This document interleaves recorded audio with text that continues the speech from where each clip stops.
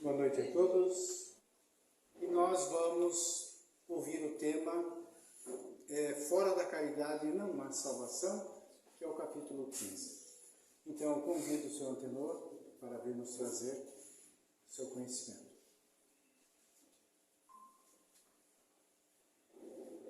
Boa noite, irmãos queridos. Boa noite. Que a paz de Jesus nos envolva a todos.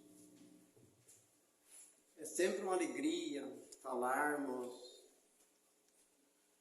dos ensinamentos de Jesus,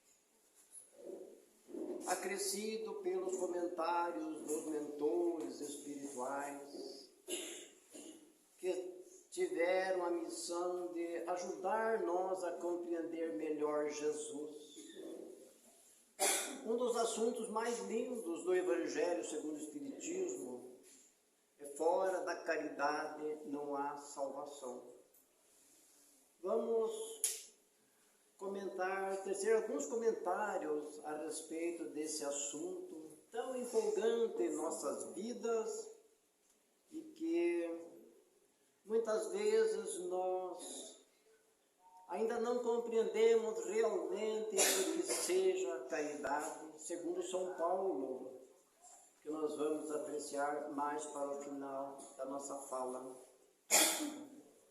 Lembrando que Jesus sempre usava de comparações para nós dar os ensinamentos. As parábolas levavam as pessoas a refletirem e a tirarem suas conclusões por seus próprios raciocínios.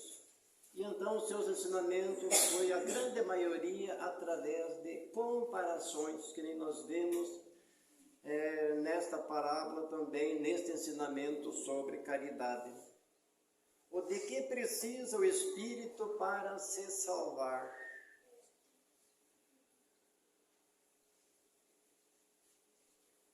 E a parábola em seguida do bom samaritano.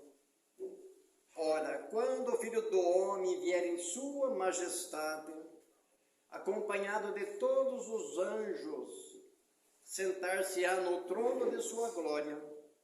Reunidas diante dele todas as nações, separará uns dos outros como o pastor separa dos bodes as ovelhas, e colocará as ovelhas à sua direita e os bodes à sua esquerda. É um tanto assustador essas comparações, mas temos que convir que no tempo em que Jesus estava em pessoa entre nós, era preciso, de certa maneira, falar um tanto energicamente para que as pessoas, em partes, temessem um pouco os ensinamentos de ordem divina. Sabemos nós que todos se salvarão, porque com diversos ensinamentos de Jesus, inclusive a parábola da ovelha perdida, nós vemos que ninguém fica sem ser salvo, isto é, que ninguém se perderá jamais. Por mais que às vezes possamos passar séculos e séculos no caminho, muitas vezes equivocado a respeito da felicidade, da realidade, mas dia mais, dia menos, nós voltaremos para o Pai, conforme nos ensinou Jesus. Jesus nos ensinou que Deus é Pai, inclusive de amor, de bondade, de misericórdia, que não precisamos temer a Deus conforme foi ensinado no princípio através de Moisés, e até hoje tem pessoas que temem, achando que Deus castiga. Às vezes, quando há uma catástrofe na nossa humanidade, tem pessoas que dizem: olha, é castigo de Deus. Não, são coisas naturais da natureza. Apesar de que muitas das coisas ocorrendo atualmente, o ser humano deve, em parcelas, a respeito de algumas ocorrências que chega a afetar os fenômenos naturais, como vemos nos dias de hoje, as grandes catástrofes. Mas sempre houve em todos os tempos Só que hoje, com essa informática avançada, acontece lá no outro lado do mundo, imediatamente nós estamos sabendo, ao passo que isso não acontecia em tempos remotos. Mas indo ao assunto, então, depois de ter ensinado diversos comentários a respeito, que Jesus sempre falava a respeito da vida futura, da vida eterna, todos os seus ensinamentos convergem para esta finalidade, que até então a maioria das criaturas não acreditavam em vida futura, achavam que era só a vida presente, que com a morte tudo se acabava, que o mundo em que nós habitamos é esse planeta Terra aqui. Então, os conhecimentos avançaram. Hoje sabemos que o universo é infinito. Essa evolução também podemos considerar que é quase que infinita. Jesus, que é o nosso grande mestre, guia da nossa humanidade, continua ainda evoluindo. Apesar de que já é um Cristo que vive em companhia dos Espíritos Santos, podemos dizer assim, mas igual e idêntico a ele, com certeza tem milhares de seres para governar os outros tantos mundos, planetas que existem nesse universo infinito. E então um doutor da lei levantou-se e questionou Jesus: que devo fazer para herdar a vida eterna? Ao qual Jesus respondeu: o que lês tu na lei? Como está escrito? Ele, que sabia praticamente decora, respondeu corretamente: amar a Deus sobre todas as coisas, com todas as forças, de todo o meu espírito, etc, etc. Ao passo que Jesus respondeu novamente: respondeste muito bem, faze isto e viverás. E ele perguntou novamente a Jesus: e quem é o meu próximo? Porque nessas colocações ali envolve tudo: amar a Deus sobre todas as coisas e ao próximo como a si mesmo. Ao qual Jesus em seguida citou esta parábola: descia um homem de Jerusalém para Jericó, caiu na mão de salteadores. Vemos aqui outro assunto. Desde as épocas mais remotas já existiam salteadores, senão Jesus não tinha citado nesse ensinamento. Então, esses salteadores, além de roubar dessa pessoa, espancaram, deixaram ali semi-morto. Agora vemos a outra comparação que Jesus fez no momento. Coincidiu que pelo mesmo caminho descia um sacerdote que, observando, viu aquele ser lá precisando de ajuda, mas passou de largo, nem se preocupou. Um levita, em seguida, que também é uma pessoa esclarecida, fez a mesma coisa que o sacerdote. Lá se foi, sem se preocupar.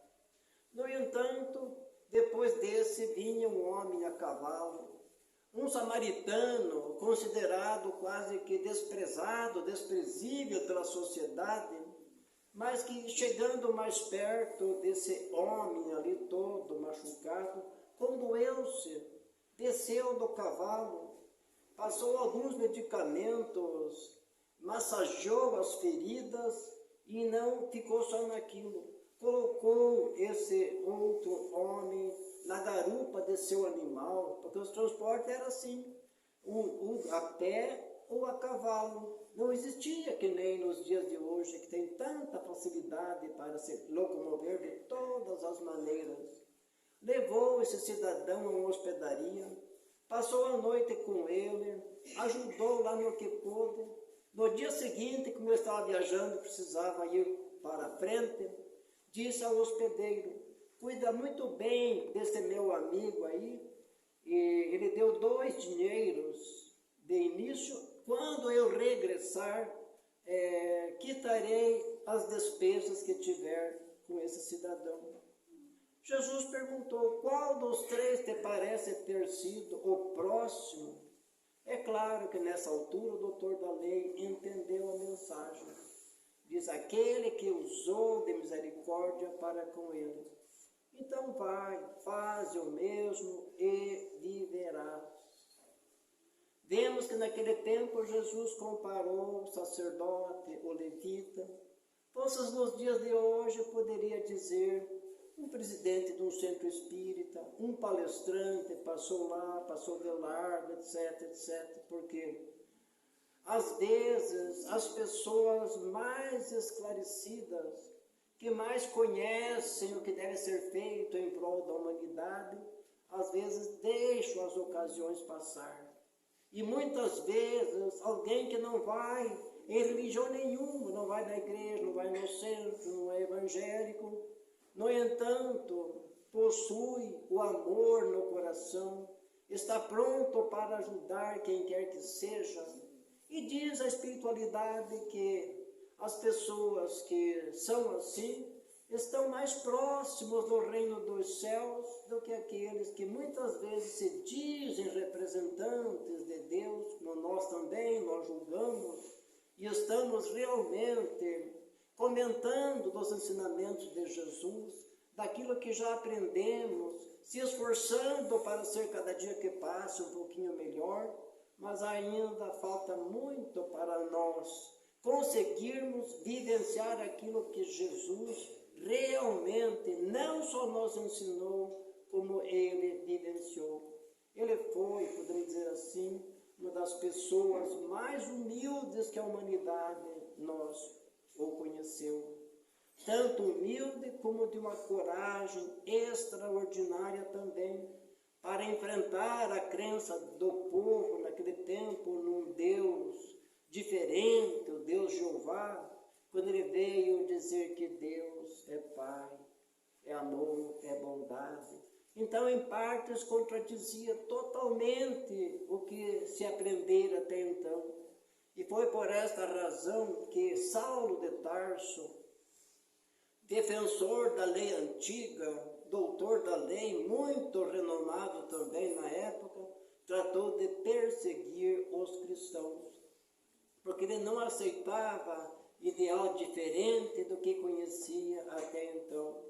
A história de Saulo de Tarso, depois transformado em Paulo, ela é muito emocionante, está no livro Paulo e Estevão, que é um romance fabuloso, muito lindo de se ler, e vemos como é possível uma pessoa, na mesma encarnação, às vezes transformar-se dos equívocos em que nós estamos e acordarmos para a realidade e tornarmos nós um cidadão, um cristão, um seguidor de Jesus. Tudo é possível daquele que quer, assim disse Jesus.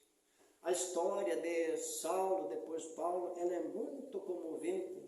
Quem lê lá no livro vê que, por exemplo, Saulo de Tarso apaixonou-se por Abigail, que era irmã de Estevão, e estavam já quase para realizar o matrimônio, e o Saulo dele perseguir os cristãos, e queria levar a sua noiva para presenciar uma das maiores, podemos dizer assim, glória dele, onde Estevão, que era irmão de Abigail, mas Saulo não compreendia, não sabia, para ser apedrejado, ao passo que quando colocaram esse cidadão lá para ser apedrejado pelo público, Saulo e todos os maiorais lá para apreciar, porque naquele tempo era comum sacrificar as pessoas e juntava povos e povos para apreciar aquilo.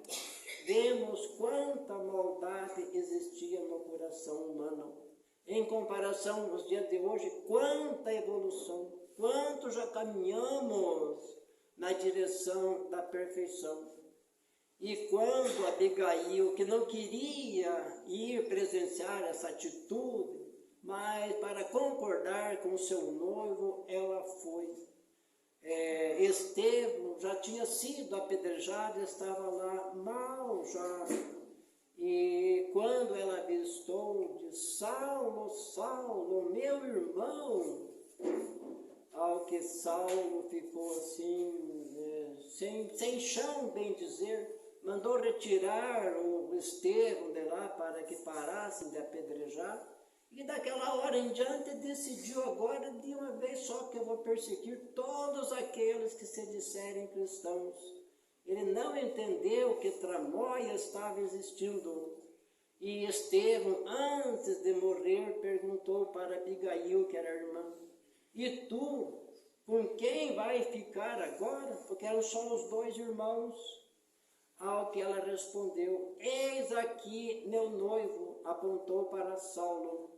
Estevão, com certeza mediunizado que estava, disse ainda antes de suspirar o último suspiro: cuida muito bem deste homem, porque vejo aí um vaso escolhido pelo Senhor. É muito extraordinário nós apreciar tudo isso. E é o que aconteceu depois. Saulo de Tarso decidiu continuar perseguindo os cristãos. Estava indo para Damasco quando lá Jesus apareceu com uma luz intensa, ao que Saulo não pôde suportar, caiu do animal, ficou cego. Ao que Jesus apresentou-se e falou: Saulo, Saulo, por que me persegues? Quem és tu? Sou Jesus. Desta hora em diante, Saulo converteu-se e começou a grande tarefa de divulgação do cristianismo. Ele era um vaso escolhido porque era um espírito maduro e muito evoluído, podemos dizer assim, intelectualmente, e foi o apóstolo que depois teve a coragem de ir onde os outros discípulos não conseguiam ir divulgar. Paulo, que foi batizado como Paulo, com aquela coragem, ele ia fundando igrejas aqui e ali e divulgando. Também sofreu muito, segundo o relato, porque a maioria do povo não aceitava esse Cristo diferente de tudo que existia até então.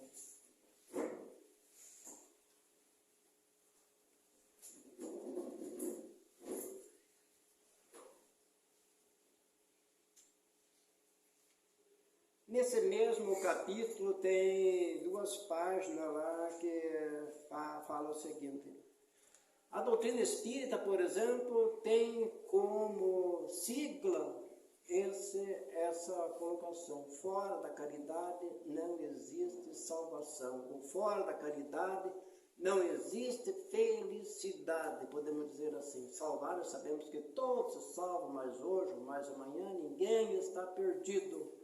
Mas sem caridade não há felicidade. Existem religiosos, por exemplo, que pregam que fora da igreja não existe salvação. Agora perguntamos nós, de que igreja estamos falando? Existem as mais diversas igrejas no nosso mundo, as mais diversas crenças. Então, cada qual puxando brasa para o seu assado, podemos dizer assim, divide as criaturas em vez de unir.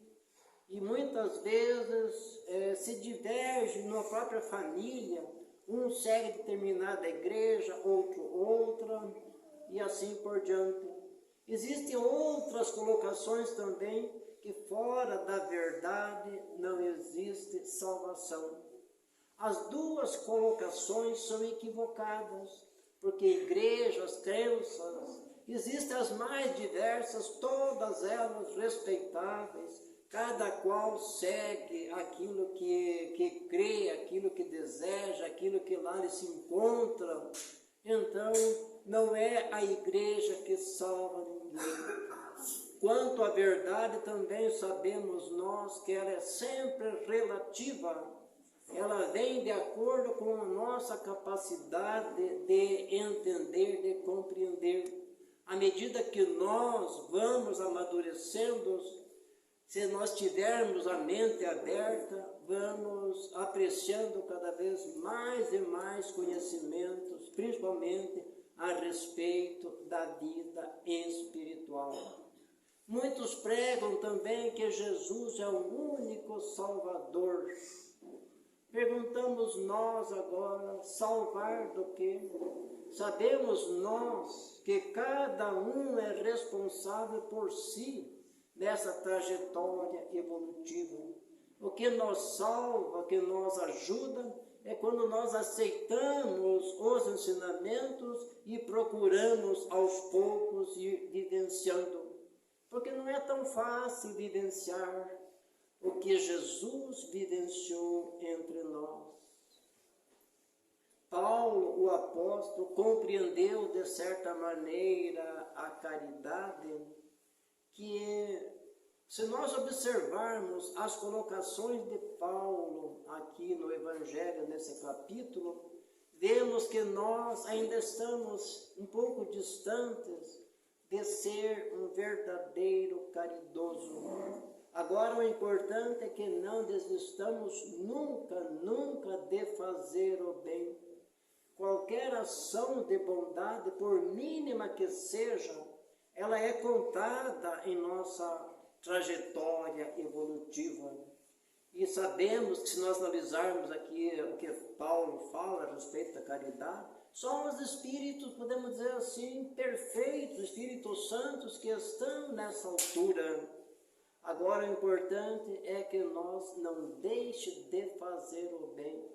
Já temos progredido muito, porque hoje, por exemplo, repugna para qualquer um de nós, qualquer atitude de barbárie, de violência, já não condiz mais com a nossa realidade. Ao passo que há séculos atrás, há décadas atrás, era comum, tínhamos prazer de fazer estrago na vida dos outros. Mas hoje aprendemos, como também aprendemos, que é impossível amar a Deus sem amar o próximo. O próximo é o principal representante de Deus em nossa frente. Agora, muitas vezes também nós se equivocamos, achando que para fazer caridade precisamos ir lá longe, ou participar de uma instituição de caridade, ir em busca dos pobres. E aprendemos do Evangelho segundo o Espiritismo, principalmente naquela página do capítulo 5, caridade material e caridade moral, que caridade é um pouco acima daquilo que nós entendemos. Muitas pessoas às vezes acham que apenas por dar uma esmola, uma cesta básica, estão salvas. É grande coisa, é muito importante fazer tudo isso. Agora, a maneira como que nós realizamos isso é que é levado em conta, que é considerado como caridade. A caridade, quando se fala em próximo, muitas vezes, o próximo mais próximo é aquele que está dentro de casa. Nosso irmão, nosso pai, nossa mãe, nosso filho. E quantas vezes a gente não dá importância a essas coisas pequeninas. É comum, às vezes, as famílias, um odiar o outro. Nós, espíritas, entendemos um pouco a razão de tudo isso. Porque quando nós equivocamos nas precedentes encarnações, a providência divina coloca muitas vezes espíritos antipáticos no mesmo lar, na mesma casa, para conviverem juntos e que dessa maneira possa sanar essas dificuldades, esses problemas. Porque praticamente quando é da mesma família, já cabe um dever social de se respeitar, de se amar, de conviver em harmonia. Mas não é o que acontece grande parte das vezes. Quantas famílias em conflitos nós vemos até nos dias de hoje. E às vezes famílias que se dizem religiosas. Mas esta é a razão. colocado espíritos, não só espíritos antipáticos. Toda família geralmente tem espíritos que são simpáticos. Alguns dizem um anjo bom da casa, que ajuda a apaziguar, a harmonizar os probleminhas que existem. Então, quando em nossa família tiver alguém com quem nós não simpatizamos muito, maior é o dever de nós se esforçarmos por amar, por sanar essas divergências que às vezes já vêm de séculos anteriores.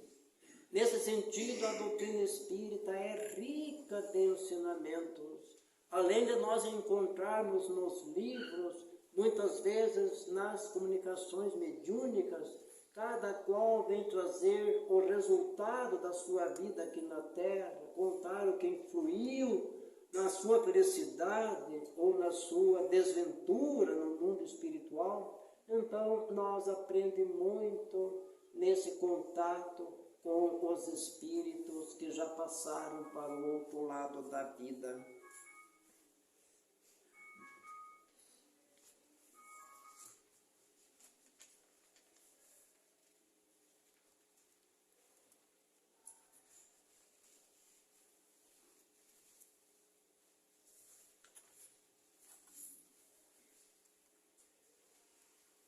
Vamos ver agora o que Paulo fala a respeito da caridade.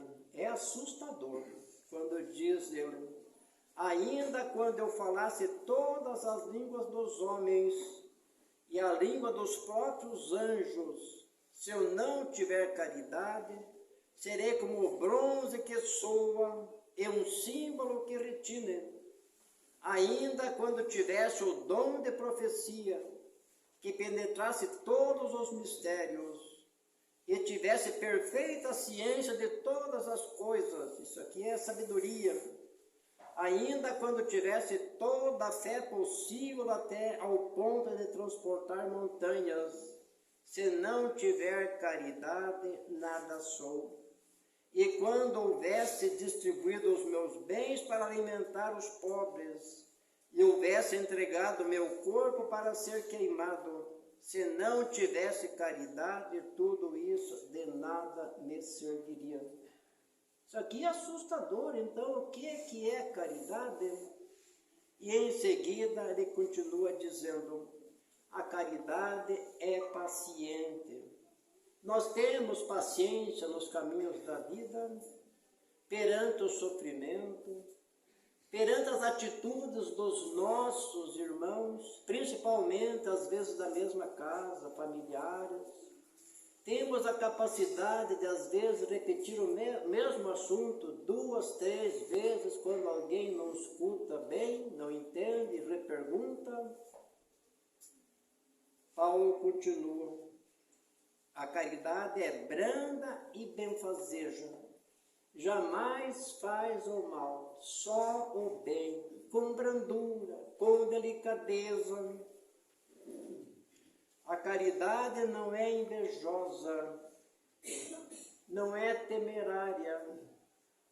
Quantas vezes nós invejamos a posição dos nossos semelhantes, às vezes um emprego, a situação financeira mais favorável, a saúde mais perfeita de alguém que conhecemos, o carro do vizinho, do nosso próximo, a casa, tantas outras coisas. A inveja ainda é parte integrante de nossas vidas. Não é temerária, não devemos temer coisa alguma na vida, principalmente se sabemos que Deus é presente, onipresente na nossa vida, em tudo. Deus está em tudo. Então temer o quê? Se Deus está comigo, quem será contra mim? Não há o que temer. Quantas pessoas sofrem por temor? Temor da morte, temor de ficar doente, temor de uma tempestade, e temor de sofrer um acidente. A pessoa que realmente aceita que Deus está presente em tudo, não há o que temer. É viver de cabeça erguida, sem medo de nada. É claro, tem que ter precaução, tem que seguir as leis, tem que ser tudo, se precaver de tudo. Mas aquele medo que faz muito mal, alguém fica doente de medo, não devemos ter. Não é temerária nem precipitada. Também não devemos de ser precipitados nas nossas atitudes, principalmente em relação aos nossos semelhantes. Muitas vezes nós queremos ajudar alguém, ajudamos, e vemos que a pessoa não se ajuda, nós desistimos, se precipitamos. Temos que nós entender que um benefício jamais se perde. Dia mais, dia menos, aquela criatura que recebeu o auxílio, ela vai recordar. E sabemos, por outro lado, que as nossas atitudes, principalmente quando se refere à caridade, não devemos fazer ostentosamente. Quantas pessoas que ajudam alguém, se estiver alguém olhando ele fazer aquela atitude, aquela caridade? Diz os benfeitores que quem pensa assim, imagina assim, já recebeu a recompensa aqui. Foram vistos, muitas vezes elogiados, e é tudo o que eles queriam receber. Já foi quitado para com ele a respeito da atitude. Não se encha de orgulho. Às vezes a pessoa dá ajudando alguém, mas se enchendo de orgulho.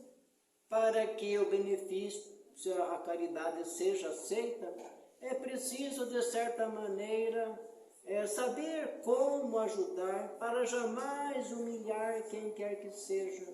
Se colocar no lugar da pessoa ajudada e dizendo que nós é que estamos sendo ajudados, sem humilhar de maneira nenhuma. Não é desdenhosa, não critica ninguém, não cuida de seus interesses. É outra coisa, por exemplo, só uma comparação. Nós queremos ajudar alguém, mas hoje eu tenho um compromisso, primeiro eu vou cuidar dos meus afazeres, se der tempo eu vou visitar fulano, eu vou levar alguma coisa.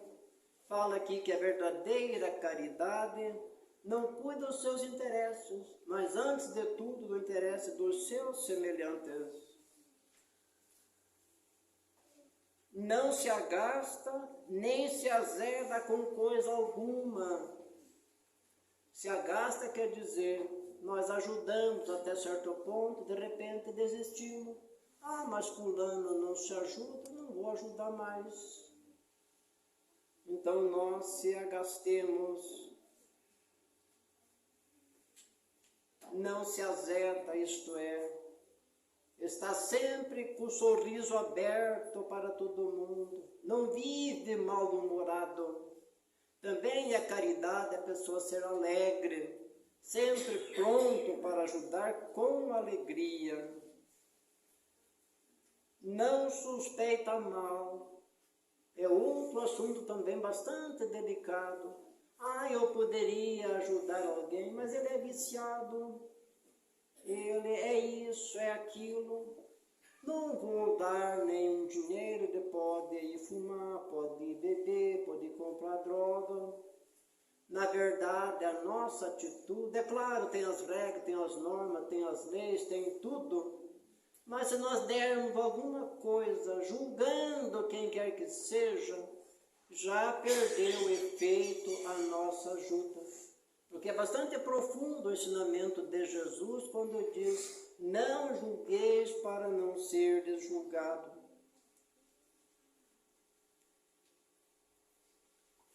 Não se rejubila com a injustiça, mas se rejubila com a verdade.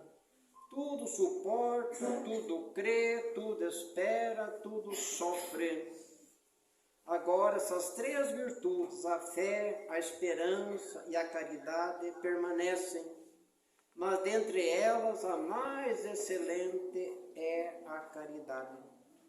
São Paulo, primeira epístola aos Coríntios, que nós vemos, Paulo compreendeu de certa maneira a caridade, que nós ainda temos muito que aprender com Paulo.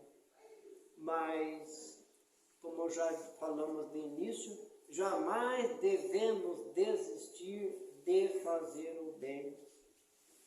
Essas colocações aqui é para aqueles, é para todos nós. Mas nessa altura só estão os espíritos mais evoluídos. Uma Madre Teresa de Calcutá, uma Irmã Dulce, um Chico Xavier e tantos outros.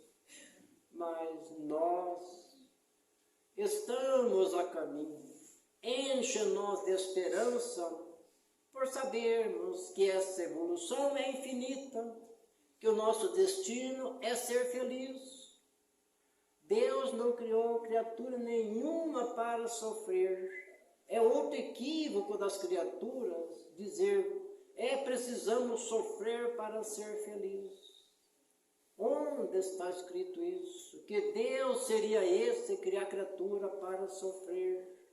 O sofrimento, nós compreendemos, diz os benfeitores, que é criação humana. É os nossos equívocos na grande trajetória, através das inúmeras existências. Tem aquela outra colocação, tudo que se semeia precisamos colher, e a doutrina espírita nos orienta que é realmente assim. Existem tantos dizeres comuns que têm grandes fundos de verdade. Outros dizem, aqui se faz, aqui se paga. Realmente, quando os equívocos são muito grandes, nós temos que vir em nova existência para reparar os danos. Principalmente quando nós não conseguimos, por amor, por trabalho, por amor ao próximo, amor a nós mesmos, se dedicarmos de corpo e alma no trabalho do bem, aí serão atenuados os nossos equívocos, nossas mazelas. Se, por exemplo, nós teríamos que vir aqui na Terra, às vezes, para uma reparação, perder uma vista, ou perder uma perna, podemos perder apenas um dedo, ficar com a vista apenas enxergando menos, que o próprio Chico Xavier, que era um escolhido de Deus para a missão que cumpriu aqui na Terra, ele sofreu da vista o tempo todo, a existência toda, melhorava e voltava de novo ao problema. Estava reparando um passado distante, onde narra as histórias que numa das encarnações, há séculos e séculos atrás, ele tinha furado o olho do próprio Pai. Então a justiça divina é perfeita. Graças a Deus que nós temos os meios de reparar.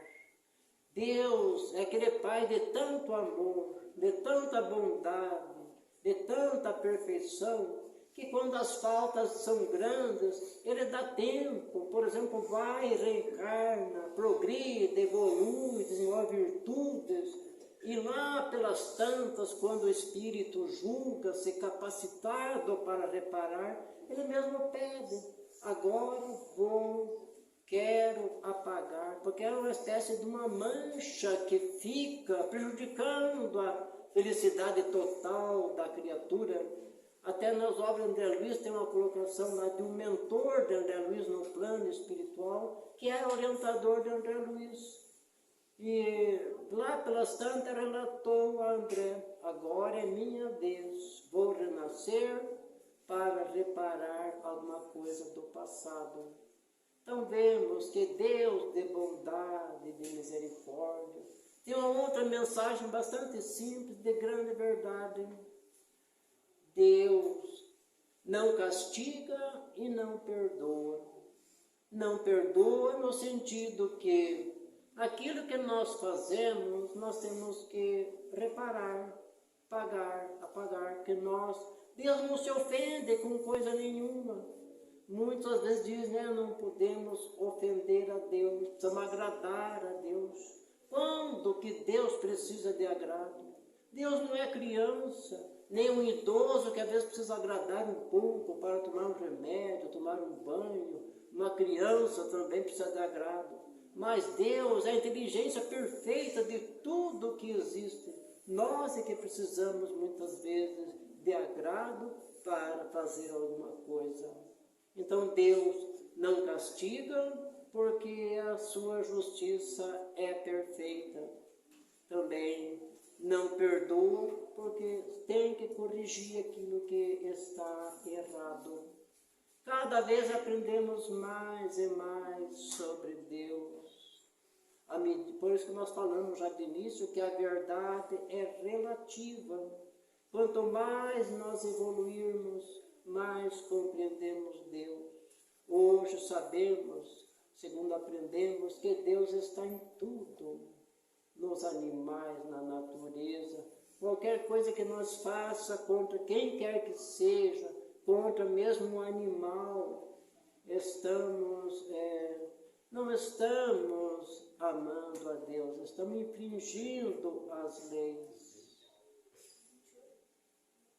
Agradecemos a atenção de todos estarem aqui nos ouvindo, e assim, cada dia que passa, aprendemos mais e melhor. Aos poucos, vamos conquistando as virtudes que precisamos para ser um espírito realmente feliz. À medida que nós também for se desvencilhando um pouco mais da matéria, das paixões mundanas, também nós vamos sentindo cada vez mais e mais felicidade, mais e mais em harmonia com os anjos, com os espíritos superiores. Que Deus nos abençoe a todos, e assim encerramos as nossas colocações nesta noite.